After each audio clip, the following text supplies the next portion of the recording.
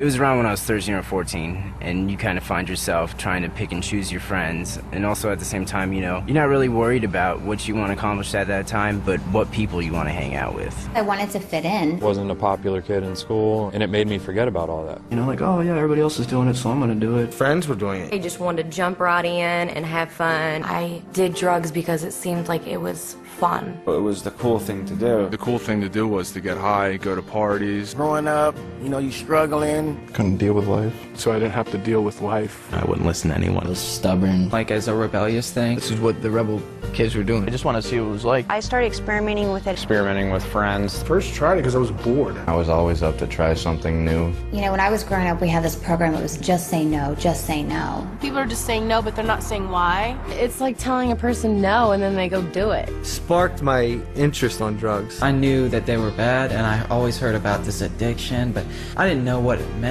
That's probably the #1 reason why I did drugs in the first place. I just didn't know.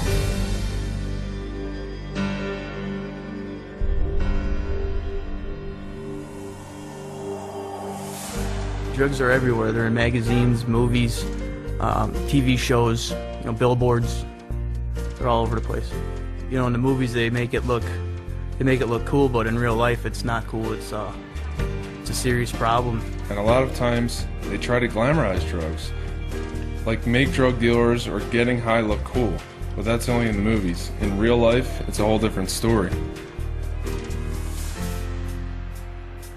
All drugs, whether we're talking about alcohol, marijuana, LSD, these are all essentially poisons. It would depend on the amount that you take. I mean, a lesser amount might just speed you up, make you feel really active. Stronger amount or stronger dosage would act as a sedative, make you slow, sluggish, tired. And even more amounts, it would kill you. You'd have an overdose. Every drug works in these stages. It's only really the amount needed to make the effect that's the difference from drug to drug.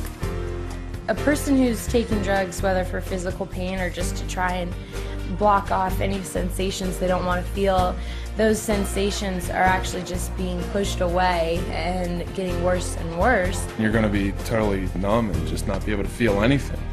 When you take drugs, the drug goes through your bloodstream, and later on in your life, that drug can, you know, come back up and into a flashback when you use the drug.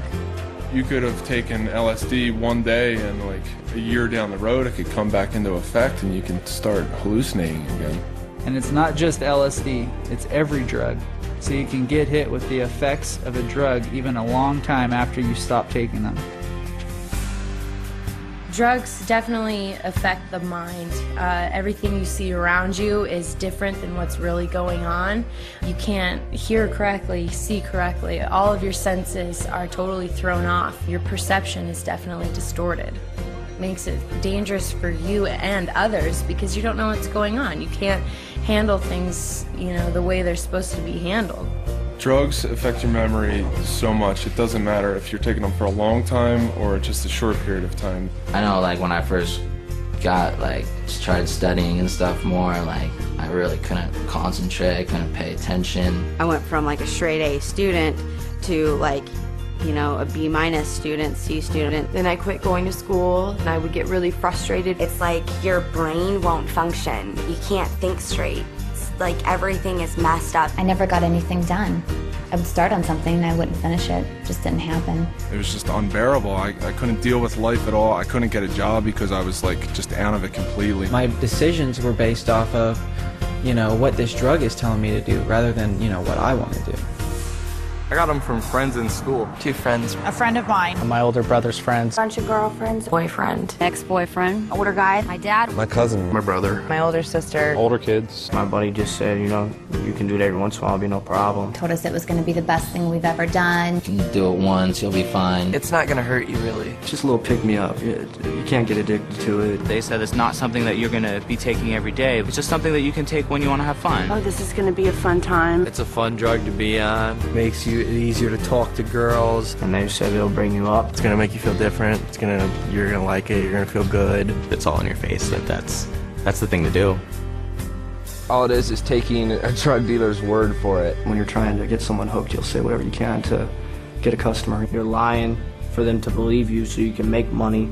I would tell people it's fun, makes you energetic, makes you more likable. It's something, you know, people want to be around. I'd tell them whatever they wanted to hear in order to pick that first one up. You know, when I was 12 years old, I didn't say, hey, I want to be 24 in rehab. I never said that to myself. You know, but that's what became true. You know, and I never thought about it when I was 13 years old. I started smoking pot. I was that kid that started out with marijuana and played around with certain party drugs, whatnot, and I told myself specifically that I would never do certain things, cocaine and heroin.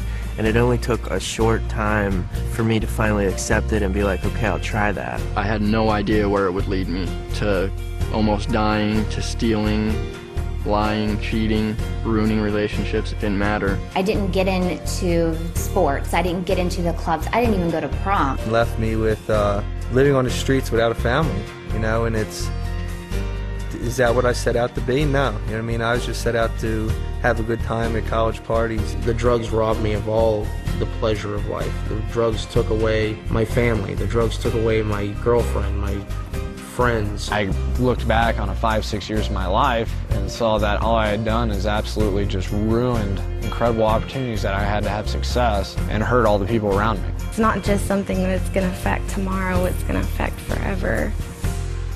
You don't have to find out everything for yourself. You don't have to find out what a car accident experience is like. Do yourself a favor. Don't fall into the same footsteps as so many other people have. And realize that you could be the guy living under the bridge shooting heroin. You might think you won't get like that. None of us ever did, and we wound up in those same shoes. What I would tell people is just, I would give them my story. I would tell them my exact story. I would tell them my story. A story like mine. The insanity of my story. Ultimately, it comes down to their own decision making. You have to get the facts. Check the statistics. Find out for yourself. Find out for yourself. Find out the actual truth of what these are and what they're going to do to your life. I would just say to anybody, you know, if you're going to do something, you know, if you're really going to do something, go educate yourself on it beforehand. I think there's a lot of truth in that.